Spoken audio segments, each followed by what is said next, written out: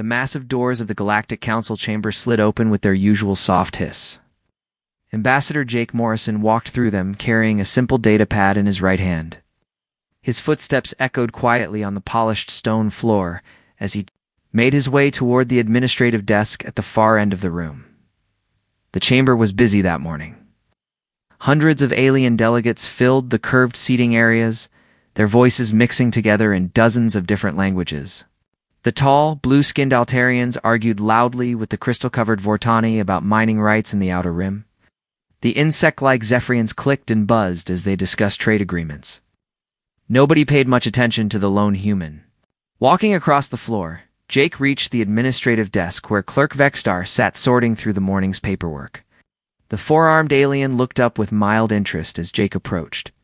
"Good morning, Ambassador Morrison," Vexstar said. "In the common tongue? What brings you here today?" Jake placed the datapad on the desk. "I need to file this document with the council records." Vexstar picked up the pad with one of his lower arms, while continuing to sort papers with the other three. He glanced at the screen and his expression didn't change. "Formal withdrawal from the Galactic Alliance," he read aloud. Effective immediately. He looked up at Jake. "Is this some kind of joke?" "No joke," Jake said quietly. "Humanity's leaving the Alliance." Vexstar set down his other papers and read the document more carefully. "This says all human colonies will be evacuated within the next 72 hours. That's impossible. We have settlements on 17 different worlds." 71 hours and 36 minutes now," Jake replied, checking his watch. "We started this morning." The clerk stared at him. "But why? What happened?" There was no warning, no formal complaint filed with the council. Jake shrugged. "Decided it was time to go." "You can't just leave," Vexstar sputtered. "There are procedures. Committees must review withdrawal requests. The full council needs to vote." "Article 47 of the Alliance Charter," Jake said calmly. "Any member species may withdraw with proper notification." "I'm giving you that notification now." Before Vexstar could respond, Jake turned and walked back toward the doors. The clerk watched him leave, then looked down at the datapad again. He read the document 3 more times before he finally understood what he was holding. 3 star systems away. Captain Lisa Grant stood on the bridge of the transport ship New Hope. Through the large viewing window, she could see the planet, New Terra, spinning slowly below them. The world looked peaceful from orbit, its green continents and blue oceans making it one of the most beautiful planets in this part of the galaxy. "Status report," Lisa called out. Lieutenant Ben Murphy checked his console. "All agricultural centers have been shut down. The automated farming systems are offline. Seed banks and genetic samples have been loaded onto the cargo ships." "What about the processing plants?" "Dismantled and packed," Murphy replied. "Nothing left behind that can be reverse-engineered." Lisa nodded. New Terra had been humanity's largest farming world. For the past 30 years, it had produced enough food to feed 3 neighboring alien civilizations. The Altarians, Centauri, and miners all depended on crops grown in New Terra's rich soil. Now those fields would return to wild grass and weeds. "Sir?" Another officer called out. "The last civilian transport just cleared the atmosphere. Human residents have been evacuated." Lisa looked down at the planet one more time. Empty cities dotted the continents below. Streets that had been filled with human families just hours ago now stood silent. Parks where human children had played were already being reclaimed by native plants. "Take us to the next pickup point," she ordered. Meanwhile, Dr. Amy Watson was finishing her own evacuation on the Zephyrian homeworld. She stood in the main hospital of their capital city, watching her medical team pack the last of their equipment into transport cases. Dr. Watson, a Zephyrian physician, buzzed nervously beside her. "Surely you're not taking all the surgical equipment? We have patients who need operations." Amy looked at the insect-like alien with sympathy. "I'm sorry, Dr. Zixtol. All human medical equipment goes with us, but I've left complete records of every procedure we've performed here. Your doctors should be able to continue the work." "But we don't understand half of these techniques," Zixtel protested. "Your surgical methods are completely different from ours." "And what about the crystal rot treatment?"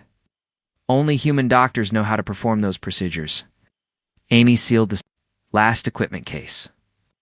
"The treatment protocols are all in the database. Study them carefully."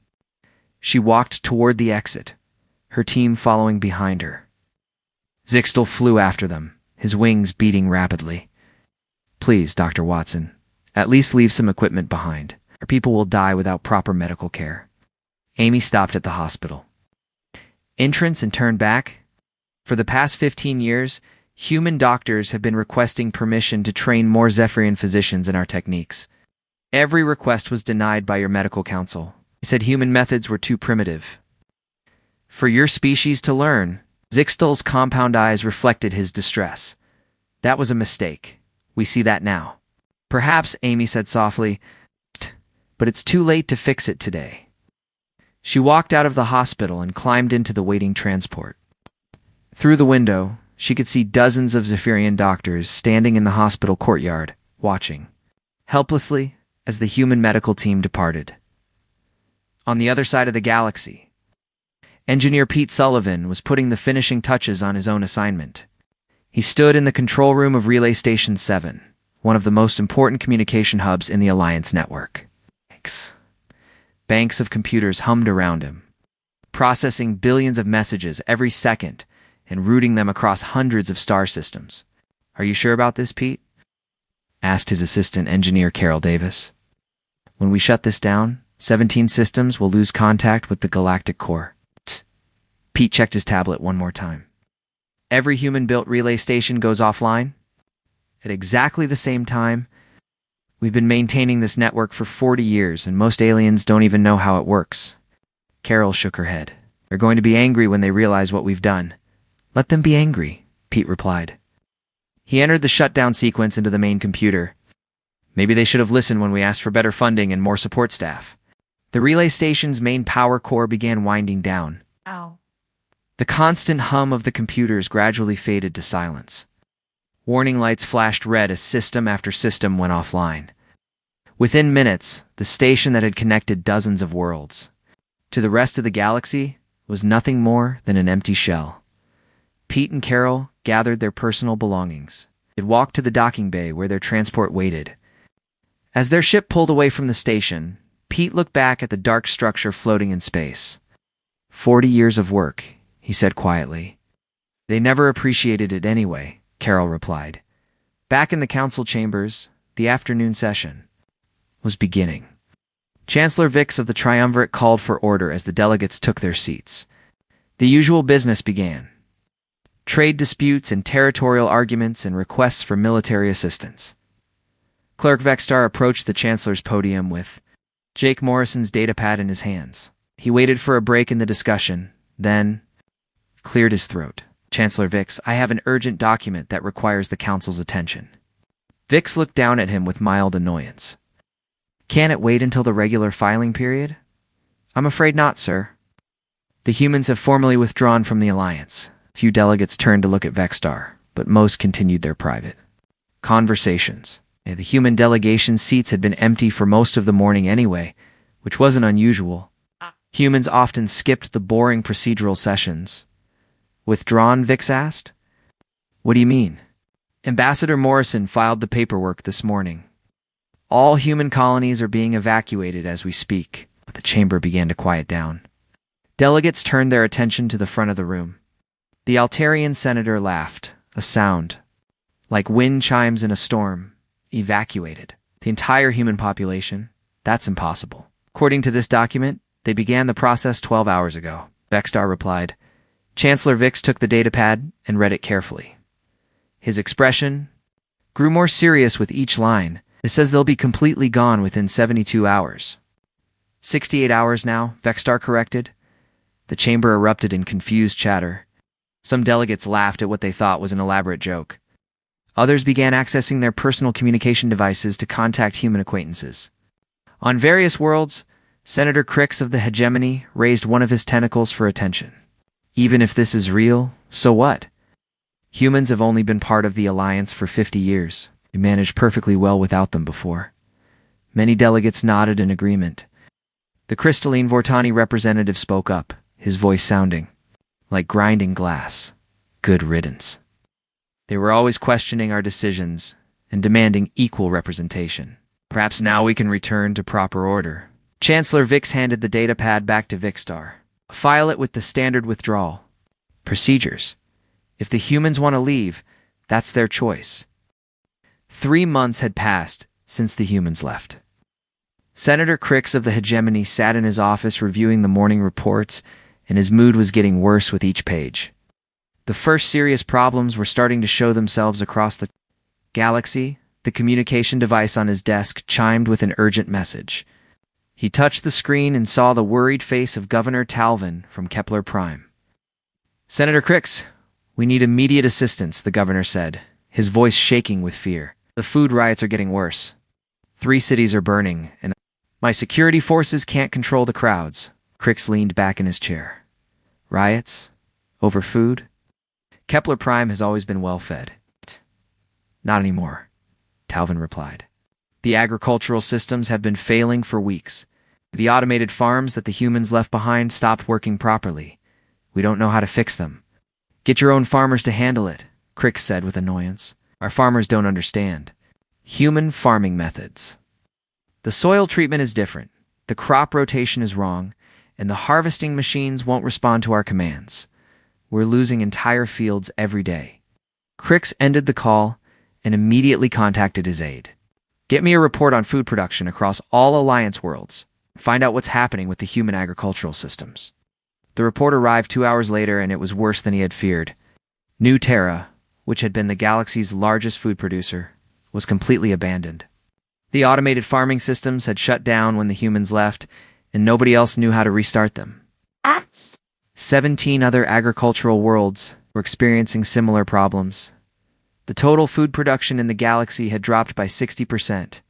In just 3 months, billions of beings across dozens of worlds were facing starvation. Crix called an emergency council session for that afternoon. The chamber filled quickly as word spread about the food crisis.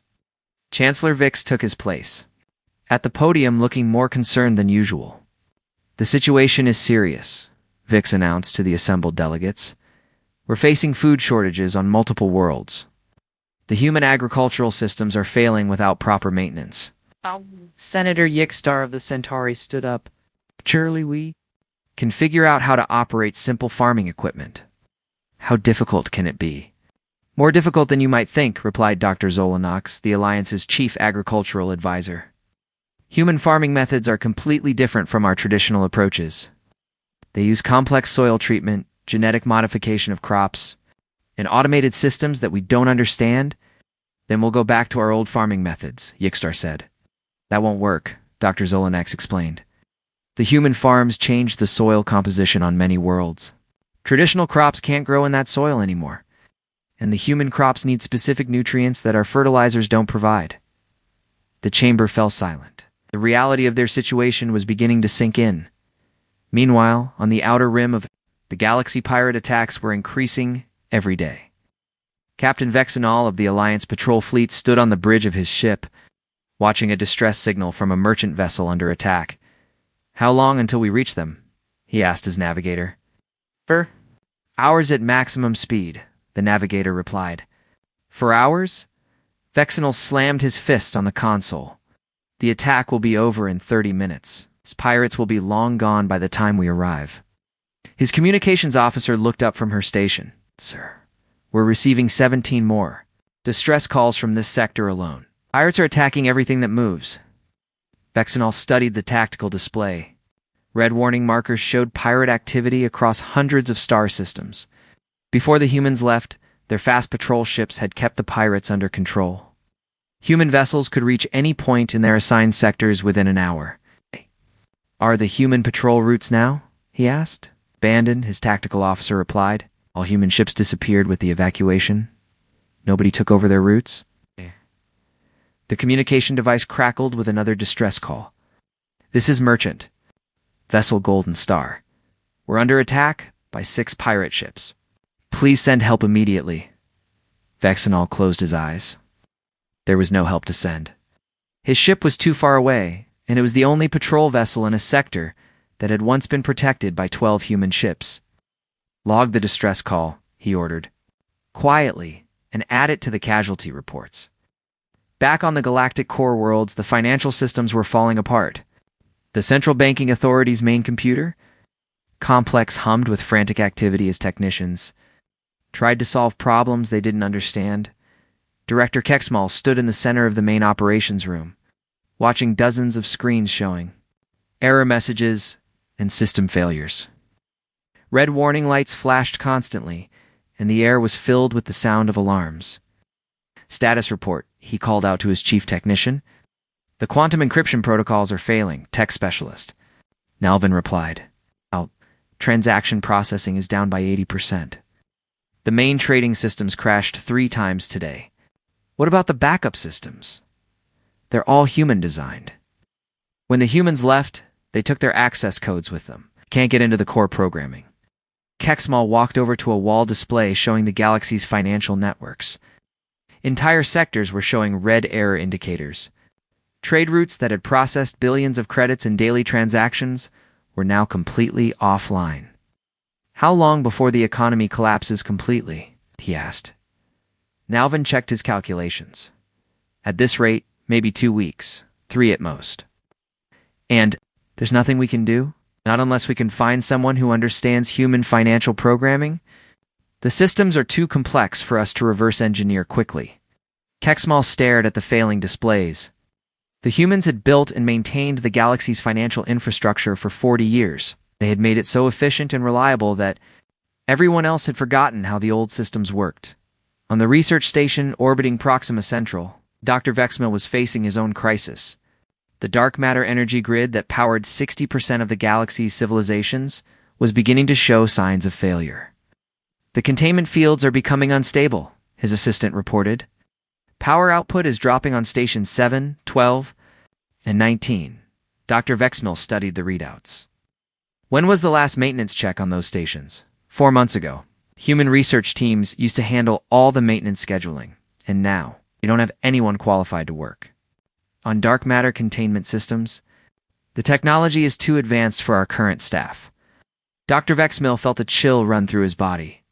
Dark matter energy was the foundation of modern galactic civilization. If the grid failed, entire star systems would lose power. Billions of beings would die. "How long before the containment fields fail completely?" he asked. "Difficult to say. The human safety protocols are still running, but without proper maintenance, the systems will degrade rapidly. Maybe 6 months, maybe less." Dr. Vexmil activated his emergency communication link to the Council. "This is Research Station Alpha. I need to speak with Chancellor Vix immediately." "The Chancellor is in emergency session," came the reply. "Ain't. Can schedule you for next week." "This can't wait until next week. The dark matter grid is failing. If we don't get help soon, half the galaxy will lose power." There was a long pause. "I'll get the Chancellor on the line." 5 minutes later, "Chancellor." Vix's face appeared on the screen. He looked tired and stressed. "Dr. Vexmil, what's this about the power grid? The dark matter containment systems are becoming unstable. We need the human research teams back, or we need access to their maintenance protocols." "The humans are gone," Vix replied. "Find another solution." "There is no other solution. Only human scientists understand this technology well enough to maintain it safely." Vix's image flickered as the communication link suffered interference. "Do the best you can, Doctor. The Council has bigger problems to deal with right now." Connection ended, leaving Dr. Vexmil staring at a blank screen. He turned to his assistant with a grim expression. "Prepare emergency shutdown procedures for the entire grid. If we can't maintain it safely, we'll have to shut it down before it explodes. But sir, that will leave hundreds of worlds without power, better than destroying them completely." Back in the council chambers, the emergency session was entering its 8th hour. Delegate after delegate stood up to report new problems. The Altarians were facing medical emergencies without human doctors. The Vortani mining operations were failing without human engineering support. The Zephyrians were dealing with transportation breakdowns as their ships couldn't navigate the human-designed hyperspace routes. Chancellor Vix listened to each report with growing despair. The scale of the crisis was beyond anything he had imagined. In just 3 months, the carefully ordered galaxy was falling apart. Senator Crix stood up to address the chamber. "We need to face facts. We became too dependent on human expertise. They were involved in every major system that keeps our civilization running." "It's not our fault," Senator Eukstar protested. "The humans never told us how important their work Was? They tried to, another delegate pointed out. Remember all those requests for cross-training programs? All those proposals to teach other species their techniques? We rejected every one of them. The chamber fell silent. Many delegates remembered those proposals. At the time, 6 months after the humans disappeared, the galaxy was dying. Captain Zelanix of the Alliance Security Force stood on the bridge of his patrol ship, staring at the wreckage floating in space before him. What had once been a peaceful merchant convoy was now twisted metal and debris scattered across several kilometers. How many ships, he asked, his sensor operator. 12 cargo vessels, sir. All destroyed. No survivors. Captain Zelenix clenched his fists. This was the third convoy attacked in the Vega sector this week. Pirates were getting bolder, hitting larger targets and killing everyone they found. This used to be Captain Frank Miller's patrol route. His tactical officer said quietly, kept this whole sector safe for 15 years. Where's Captain Miller now? Zalanex asked, though he already knew the answer. Gone with the rest of the humans, sir? Zalanex studied the tactical display. Red markers showed pirate activity across hundreds of star systems. The human patrol fleet had once kept order across vast stretches of space with their fast, well-armed ships. Now, those routes were empty, and the pirates knew it. Sir, we're receiving another distress call, the communications officer reported. Slave traders are attacking a civilian transport in the Delta system. How long to get there? 6 hours. At maximum speed, Zalanex closed his eyes. 6 hours was too long. The attack would be over, the civilians captured and sold into slavery before his ship could even reach the system. His patrol vessel was designed for different duties than the human ships. It was slower, carried fewer weapons, and couldn't cover the same territory. Log the distress call, he ordered, and send a message to command. Tell them we need more ships in this sector, sir. Command says there are no more ships available. Every patrol vessel in the fleet is already stretched beyond capacity. Zalanex turned away from the tactical display.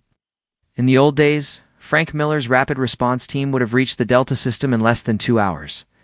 The human captain had known every smuggler, every pirate hideout, every dangerous asteroid field in his territory.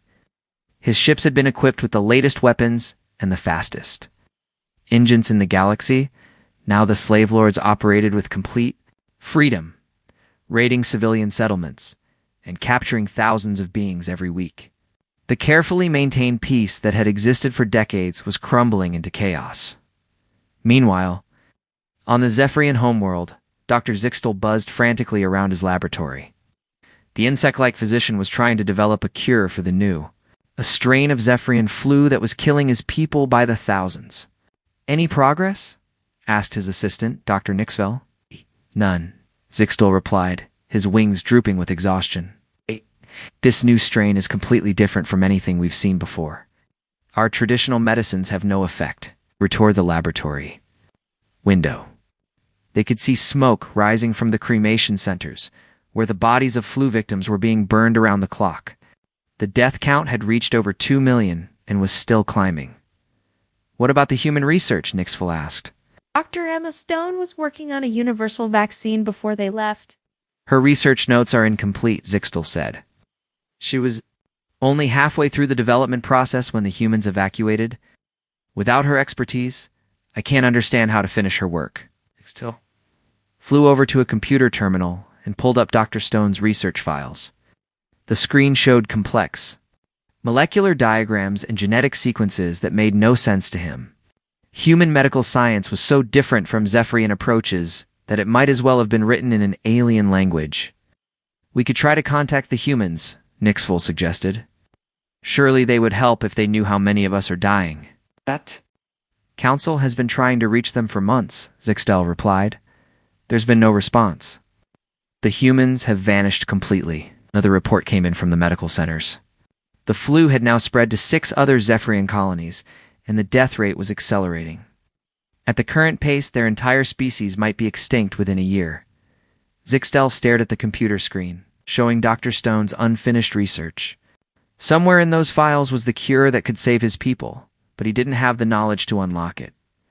On the mining world of Titan 7, the atmospheric processors that kept the colony alive were failing. Chief Engineer Volkar stood in the main control room, watching error messages cascade across dozens of monitors. Oxygen levels are dropping in sectors 5 through 12, his assistant reported. The atmospheric recycling system is shutting down. Volkar studied the diagnostic readouts. When was the last maintenance check on the primary processors? 8. The human engineering teams used to handle all major maintenance. And the backup systems. Also human-designed.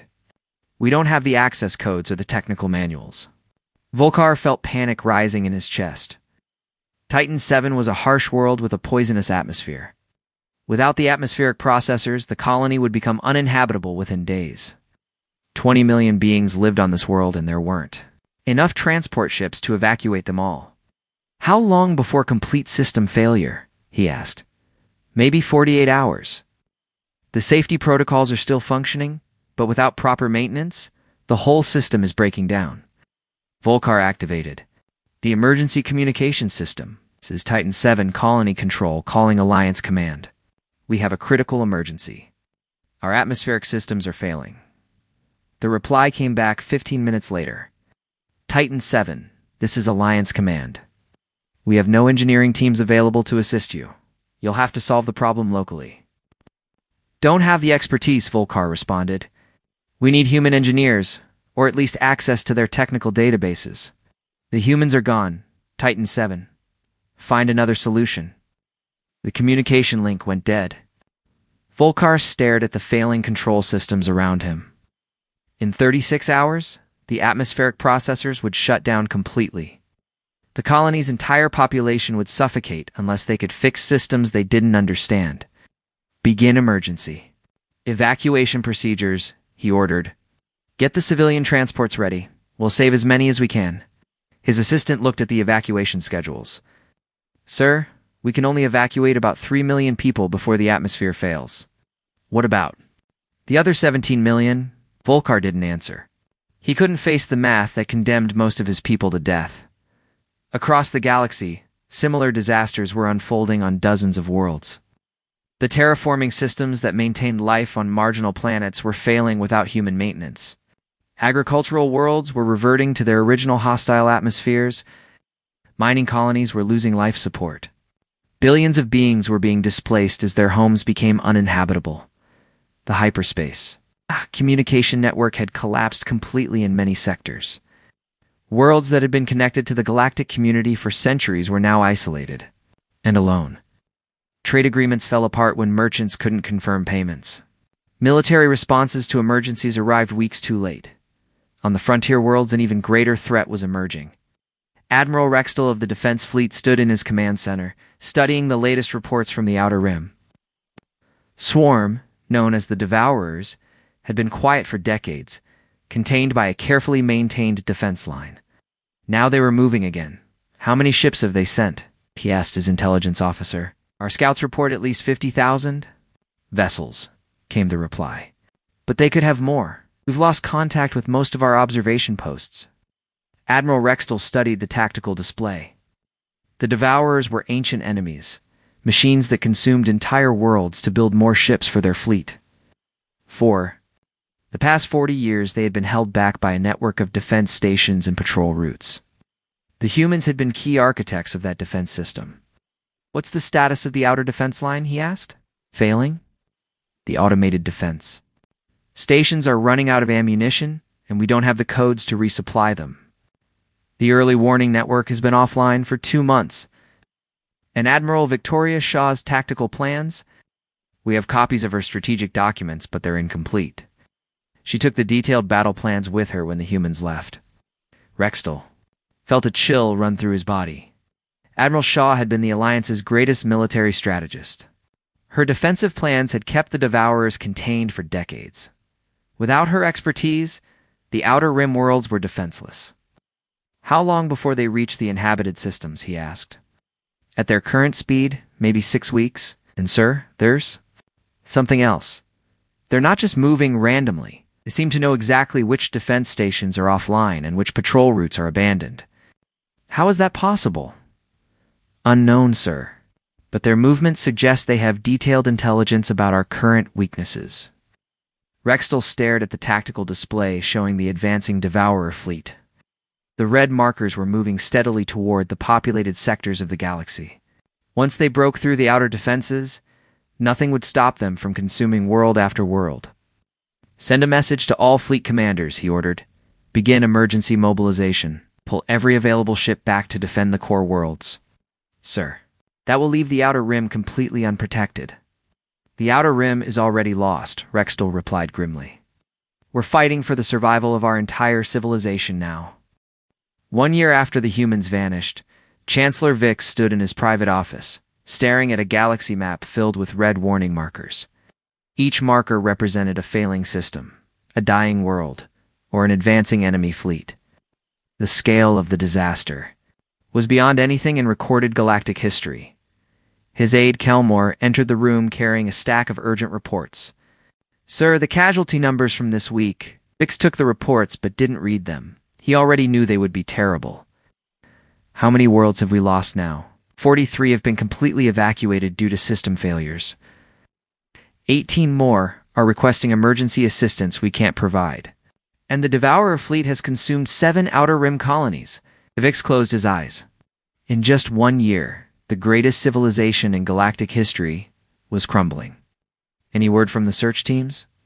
Nothing, sir. We've sent expeditions to over 200 star systems. No trace of human settlements anywhere. The search for humanity had become the Alliance's top priority. Every available ship had been assigned to look for the missing species.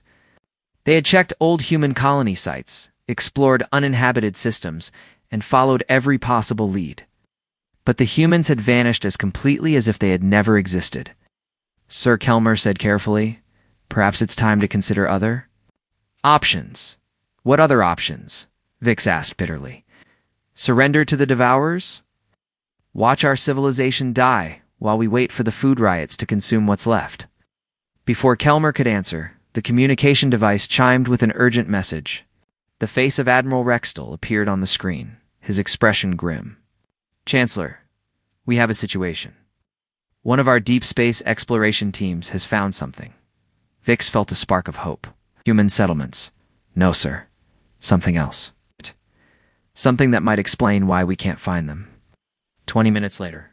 Vix was aboard a transport heading for the Outer Rim Research Station where the discovery had been made. The station orbited a dead star system that had once been home to a human colony called New Boston. Dr. Kellenox. The team leader met Vix. At the docking bay, the scientist looked excited and worried at the same time. What did you find? Vix asked. Evidence of how the humans disappeared so completely, Dr. Kellenox replied. Come with me. They walked through the station to the main laboratory. On the central table sat pieces of metal and circuitry that Vix didn't recognize. We found these buried beneath the former human settlement, Dr. Kellenox explained. At first, we thought they were just construction debris. But when we analyzed them, we discovered something remarkable. He activated a holographic display showing the metal fragments. These aren't just building materials, they're components of a massive portal system, a hyperspace gateway, much more advanced than anything we've ever seen. The humans could use these to travel vast distances instantly, far beyond the range of our fastest ships. Vix stared at the display. How is that possible? Our scientists have been working on portal technology for centuries without success. Human science developed differently than ours, Dr. Kellenox said. While we focused on traditional hyperspace drives, they were apparently working on quantum tunnel technology. According to these fragments, they could open gateways to other galaxies. The implications hit Vix like a physical blow. Other galaxies? It explains why our search teams haven't found them. They're not hiding in our galaxy. They've left it. Completely. Vix sat down heavily in a nearby chair. If the humans had traveled to another galaxy, they might as well have ceased to exist. The Alliance had no ships capable of intergalactic travel. Even if they knew which direction the humans had gone, it would take thousands of years to reach them. Meanwhile, on the other side of the galaxy, Intelligence Chief Yarkol was making his own disturbing discoveries. He had been reviewing old Alliance security files, trying to understand how humanity had managed such a coordinated evacuation without anyone noticing their preparations. What have you found?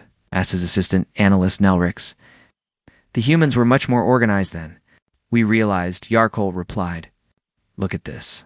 He activated his computer and showed Nelrix a series of documents. These are communication records from human settlements over the past 5 years. I've been analyzing the message patterns, and I found something interesting. Kind of patterns? Hidden coordination signals. The humans were using their normal business communications to send coded messages about evacuation planning. They've been preparing to leave for years. Nelrix studied the data. How long have they been planning this? At least 5 years? Maybe longer? Every human settlement was part of the plan. Every human in a key position knew their role in the evacuation. Yarkol pulled up another file. Is even more disturbing. Kyle Morgan, their former intelligence chief, had detailed maps of our entire security network. He knew the location of every classified facility, every military base, every government installation in the Alliance. How did he get that information? We gave it to him. Over the years, humans worked their way into positions throughout our government and military. We trusted them with everything because they seemed so helpful and cooperative.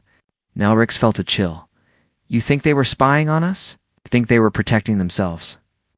They gathered intelligence about our capabilities and our weaknesses. When they decided to leave, they knew exactly how to do it without us being able to stop them or follow them. The scope of human planning was becoming clear. This hadn't been a sudden decision triggered by some political dispute. It had been a carefully orchestrated withdrawal planned over many years. The humans had known they would eventually leave, and they had prepared for every possibility. On the former human world of New Terra, Professor Zolonix was discovering the true extent of human integration into galactic society. She had been assigned to catalog everything the humans had left behind, hoping to find something useful for the Alliance's survival. The agricultural data is incomplete, she reported to her research team. The humans took all the genetic information for their modified crops. What about the medical research? Asked Dr. Velke. Same thing. Dr. Nancy Wells and her team had established educational programs on over 300 worlds.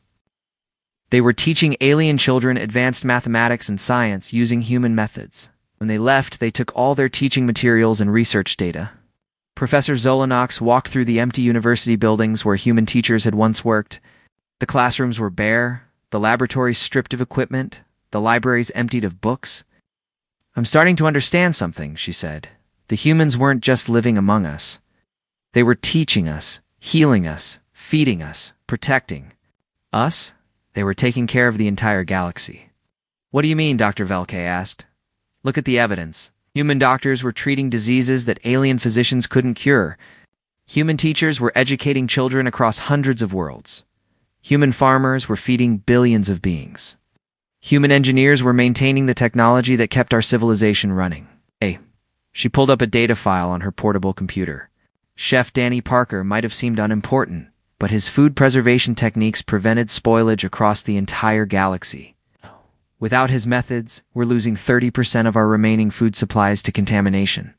One chef had that much impact? One chef who understood the biochemistry of dozens of different species? When he left, he took knowledge that had taken decades to develop. Professor Zolanox sat down on the steps of the empty university. We didn't just lose human settlers when they left. We lost our teachers, our doctors, our protectors, our providers. We lost the people who made our civilization work. The search for humanity continued, but with each passing day, it became more desperate and more hopeless. Explorer ships ventured into the deepest regions of space, following any signal or trace that might lead to human settlements. They found nothing. Captain Nextall commanded one of these search vessels. He had been exploring the far edge of the galaxy for 6 months, checking every star system in his assigned sector. Anything on the sensors? He asked his science officer. Negative, sir. This system is completely empty. No signs of habitation, no energy signatures, no communication signals. Captain Nextall studied the star charts. This was the last system. In his sector, and like all the others, it showed no trace of human presence. Sir, his communications officer said, we're receiving a message from Search Fleet Command. Put it through. Admiral Kexenal's face appeared on the screen. Captain! Nextall, you're ordered to return to base immediately. The search operation is being suspended. Suspended? but we haven't covered even half the galaxy yet. We're out of time, the Admiral replied. The Devourer fleet has broken through the outer defenses. We need every ship to defend the core worlds. Nextel felt his heart sink. What about finding? The humans. The humans are gone, Captain. They've been gone for a year, and we have no idea where they went or how to contact them. We have to face reality. The transmission ended, leaving Nextel staring at empty space. The search was over. Humanity had vanished completely, taking with them any hope of saving the dying Alliance, as search ships across the galaxy received similar orders to return home. The truth became undeniable. The humans had planned their departure too well. They had covered their tracks too thoroughly. 2 years after humanity vanished, the Galactic Alliance was dying. Chancellor Vix stood in what had once been the Grand Council chamber, but now only 30 delegates remained. The rest had fled to their homeworlds or died in the countless disasters that plagued the galaxy. The chamber itself showed signs of decay. Several light panels had failed, casting dark shadows across the empty seats. The air recycling system made strange noises and nobody knew how to fix it. Even the capital world was falling apart without human maintenance crews. Status report, Vic said wearily to the few remaining officials. Senator Crix raised one, trembling. Tentacle. The Devourer fleet has consumed the Altarian homeworld. 2 billion dead. Their mechanical ships are now only 3 systems away from the galactic core. What about our defense fleet? Vix asked. Admiral Rextel is dead, replied General Nalkex. Da. His flagship was destroyed trying to stop the Devourers at Proxima Station. We have less than 200 ships left in the entire fleet. Vix closed his eyes.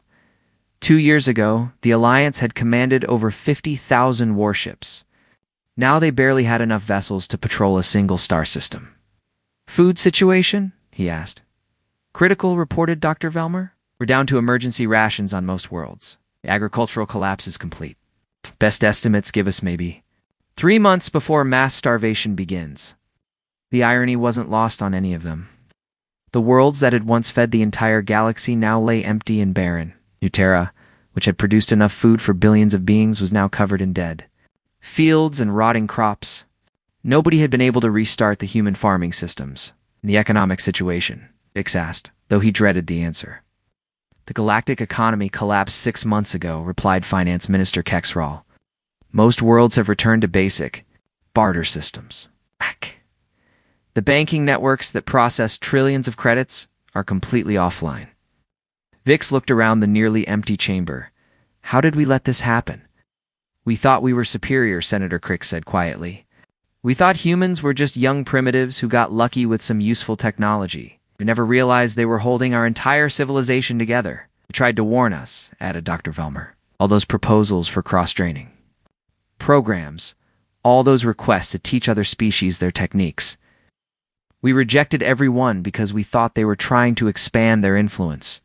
We were fools, General Nalkex admitted. Human military doctrine was decades ahead of ours.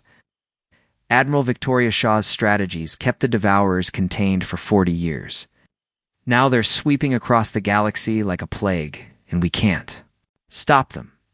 The chamber fell silent, except for the struggling air recycling system. Outside the building, they could hear the sounds of riots as desperate civilians fought over dwindling food supplies.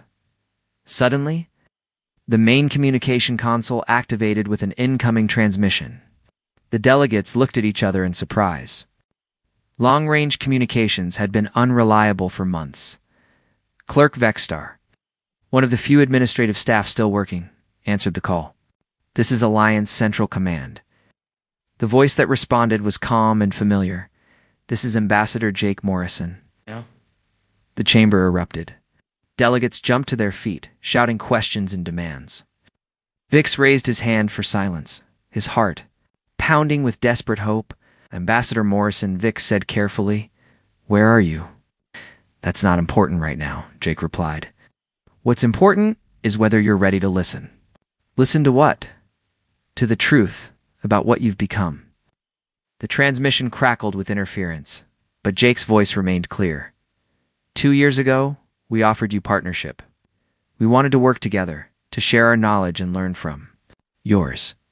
Instead, you treated us like useful servants. Senator Cricks leaned forward. We made mistakes. We admit that. But our civilization is dying. Billions of beings are suffering.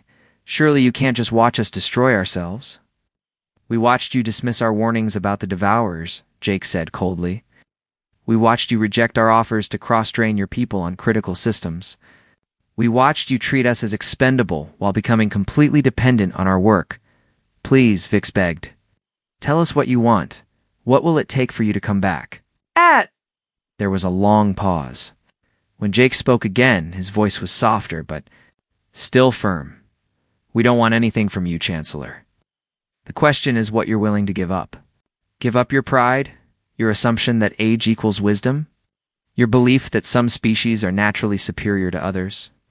Dr. Velmer stood up.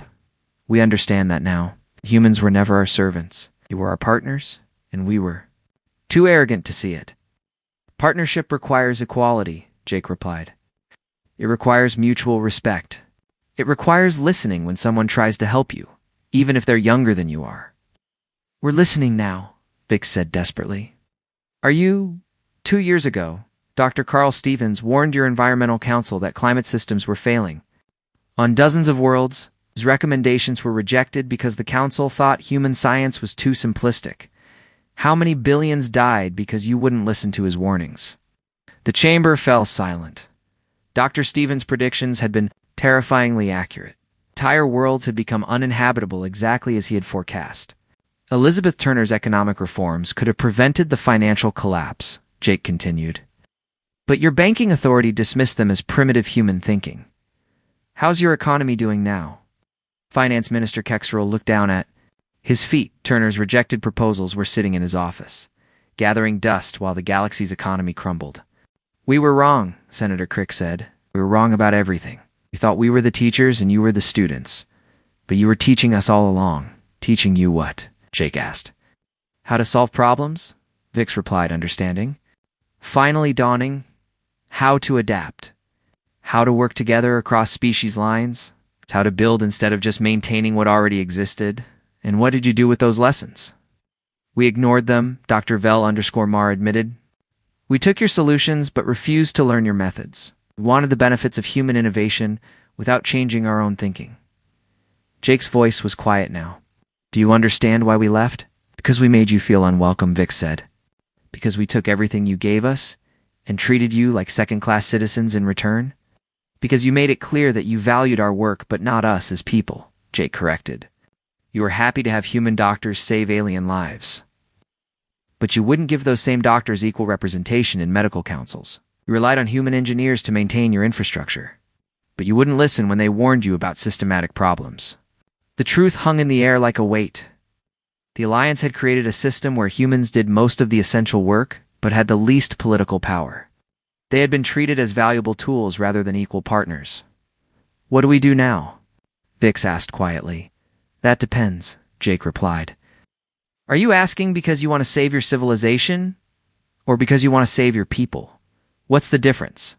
Your civilization was built on the assumption that older species naturally deserve more power and respect. It was designed to maintain existing hierarchies and resist change.